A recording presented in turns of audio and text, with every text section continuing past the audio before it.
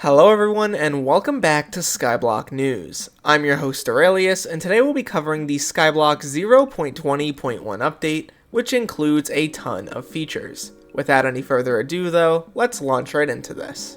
Starting off, if you head underneath the mountain in the hub, you can find this little house where there's a new guy inside named Rabbit Bro. He'll tell you that the chocolate factory is opening soon, and I pretty much covered all of this in a previous video, but basically the chocolate factory and by extension the Hypixel Hunt event will be starting in 3 days. Basically how the Hypixel Hunt event works is that every so often within the Skyblock world, a new egg will spawn. 3 can spawn per day, and if you find them, you get a rabbit. There are 395 rabbits to collect, and they will add to your chocolate production. The chocolate production is part of the chocolate factory here. It's basically an idle game, that's the best way I can say it. The admins want this to be a system in which you can gain chocolate to utilize for actual real in-game items, notably a new cape, as well as some new accessories, which are pretty cool. Once again, I've done a full video on this, so if you want to check that out, feel free to check out that video, which I both have on screen now and are linked below. Next up, the admins have made a ton of changes to the Dark Auction. They've modernized the inside of the build, they've doubled the amount of servers allocated to the event, allowing more players in, and tripled the amount of servers during Scorpius's mayorship. They've adjusted the structure of the event and also added an additional round, which usually is an extra item for both the dark and darker auctions.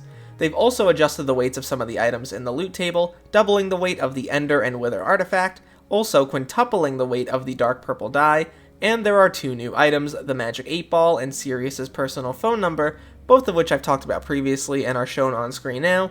Those 2 new items have a weight of 12, and for reference, the Ender artifact now has a weight of 24, so they're about half as rare as the Ender and Wither artifacts.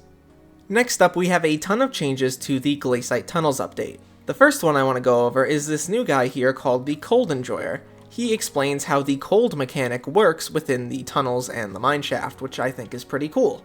There's also the campfire, which is now animated and drains cold over time. However, what I will say is that it's significantly different than the way it worked on Alpha.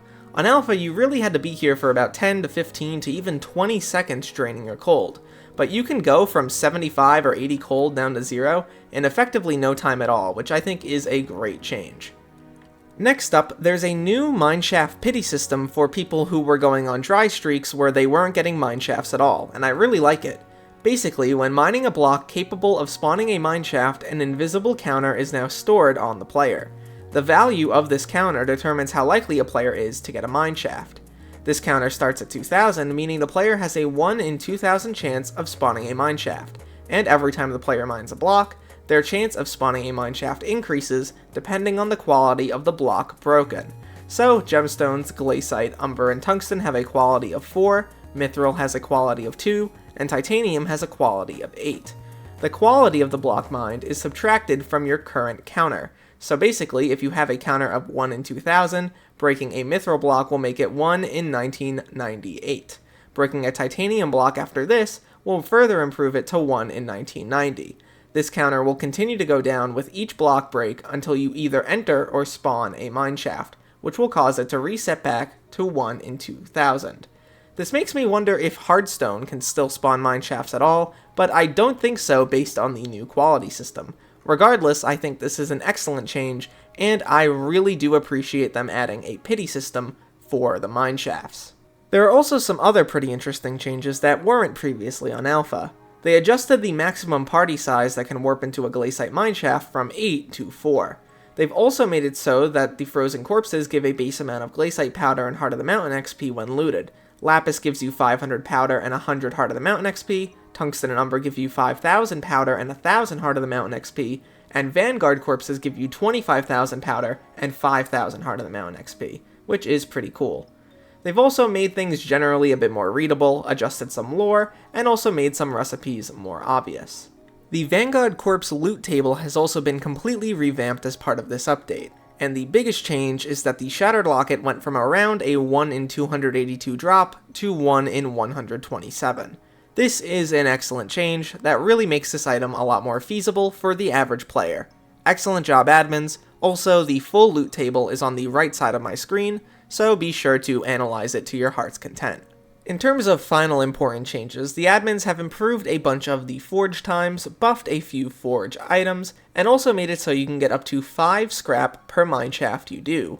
However, they also fixed the paleontologist bug, which was dropping scrap like crazy, so you no longer have to deal with that. I think overall this update is incredibly solid for the game. It makes this update a lot more reasonable, fixes a lot of my major pain points, and also adds some things that are really nice. Looking forward to the foraging update and eventually mining part 2 for the Glacite Tunnels. Next up, I want to talk about a new command you can do called /RNG. This allows you to see your Slayer and Catacombs RNG meters and change them on the fly. You can also use various aliases here like RNG Slayer Tarantula to see your Tarantula Broodfather RNG meter, same with Spider, and you can also do RNG Cata M4 to see your M4 meter.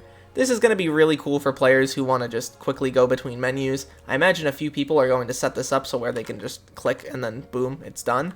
I think this is really neat, really like this sort of thing. They did a great job on this system.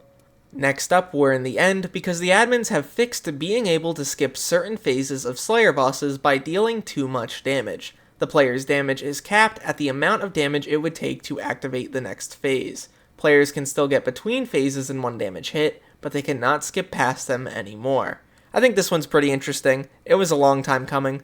Personally, I'm not too much of a fan. I feel like phase skipping was something that required at least a little bit of skill, but more recently people have been able to do it in easier and easier ways, and eventually the dominoes had to stop falling. Lastly, we're in the garden for a pretty cool farming fix. They fixed visitors that are rare or legendary rarity not showing up in the garden from offline spawning. So if you were wondering where Beth was because you're offline a lot of the time, there is where she was. She was unable to spawn in the garden, and now that should be fixed. Overall, I've gotta say, the admins have really outdone themselves with this one. This update is massive, with a ton of improvements, changes, and fixes to the update, and I really think they did a great job here.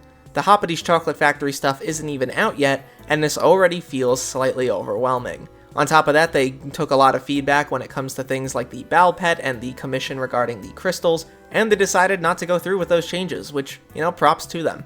This, when combined with the information that we got earlier today about the hunting skill, really looks like Skyblock's going in a good direction. What do you guys think, though? I want to hear your thoughts down below. At the end of the day, though, my name's Derailious. Thank you so much for watching this video till the end, and look to the future, fellas. I'll see you then.